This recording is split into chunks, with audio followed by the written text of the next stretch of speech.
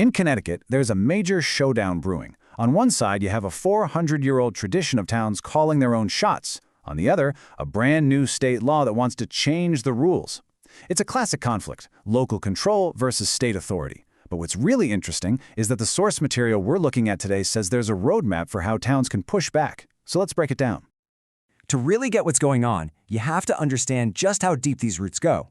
I mean, we're talking about towns governing themselves way back in the 1600s, long before Connecticut was even a state, let alone the United States existing. This whole idea of local self-governance, it's baked right into the U.S. Constitution. It gets reinforced by Connecticut's own Constitution in 1818, and then it's locked in tight by the state's Home Rule Act in 1957. So this isn't just some old, dusty history. It's a very real, very powerful legacy. And that legacy brings us right to today's conflict. It's like two trains on the same track. You've got that tradition of local control, where towns get to shape their own destiny, and it's on a collision course with this new state mandate, HB 882. This thing is a statewide zoning law, and it's trying to impose land use rules directly from the state capital, basically telling the towns, we'll take it from here.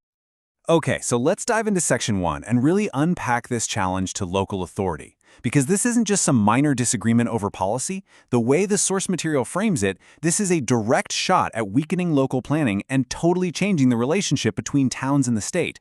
So what does HB 802 actually do, according to its critics? Well, it's not just one thing. It's seen as an attempt by the state capital to reach into towns and control everything from their zoning maps to how dense their neighborhoods can be. The argument is that by doing this, the state is trampling all over long-held principles of property rights and due process, and essentially turning these independent towns into little more than administrative outposts. All right, so if that's the problem, what's the solution? Is there any defense against this? Well, that brings us right to Section 2, the constitutional foundation. The argument here is that towns aren't defenseless. In fact, they have a kind of legal shield that's built on 5 key pillars of authority. And here they are, the 5 layers of that shield. First up, the U.S. Constitution itself, which kind of assumes that local self-governance is the default setting. Second, you add the Bill of Rights, protecting property. Third, you've got Connecticut's own Constitution, which specifically protects local power. Fourth, the 1957 Home Rule Act. And the fifth and final layer is a state law, CGS Section 8.2, that gives zoning power directly to the towns, not to the state. Put them all together, and you've got a really powerful defense. And this quote right here, from the Connecticut Constitution, this is the linchpin. It says that any power given to towns has to be interpreted broadly, in favor of the municipality. What does that mean in plain English? It means if there's ever any doubt or ambiguity in the law, the decision is legally supposed to go to the town, not the state. It's basically a thumb on the scale for local control. Now, all of that legal history is pretty powerful on its own. You'd think that's a strong enough case. But in 2024, something happened that completely changed the game. So let's get into Section 3, the Sheets decision. We're going to see how a brand new Supreme Court case just supercharged the whole argument for home rule. So what was this huge moment? What was this big pivot? How in the world could one single court case really shake up a legal dynamic that's been around for centuries? Well, the answer comes down to this number, 9-0. That was the vote, a unanimous decision from the U.S. Supreme Court in a case called Sheets versus the County of El Dorado. You know, whenever the highest court in the land rules on something unanimously, it sends an incredibly loud and clear message. Everybody, listen up. And here is the core idea from that decision. The court is basically saying that a legislature can't just make an unconstitutional burden legal by passing a law about it. Now, a taking is a legal term for when the government does something that takes your property or its value without paying you for it. And the court said, look, if a government demand acts like a taking, you can't just wrap it up in a statute and pretend it's all good. So here's the bottom line, the key takeaway from the Sheets case. It completely guts the state's main argument. The whole idea that, hey, we can impose these rules just because we're the state? Well, that's on some seriously shaky ground now. This new ruling says that the mandates in HB 8002 might not just be policy, they could be unconstitutional burdens disguised as policy. Okay, so this brings us to our final and maybe most practical section of this whole explainer.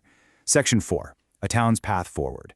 We've gone through the history, we've looked at the conflict, and we've seen the powerful new legal precedent. Now let's look at the actual toolkit towns can use to mount a challenge. The source we're looking at lays out a very clear, 8-step legal process, and it all starts at the local level. Step 1. The town makes a proclamation, just affirming its own constitutional authority. Step 2, it passes a formal resolution officially rejecting the mandates. Step 3 is creating a binding local zoning ordinance. And Step 4 involves individual residents getting involved by putting the state on notice themselves.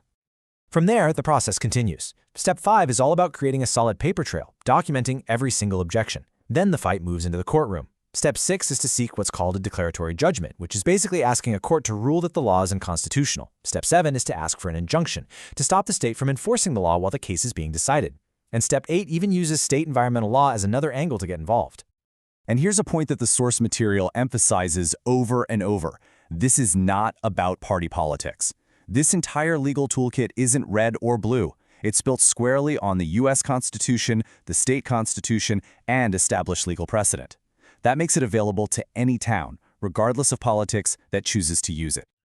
So let's just bring it all together. The final argument presented here is that HB 8200 doesn't just violate one thing, it violates 5 different layers of legal authority: the U.S. Constitution, the Connecticut Constitution, the Home Rule Act, the state's own zoning law, and now, the final nail in the coffin, the Takings Clause, as defined by that unanimous Supreme Court in the Sheets decision.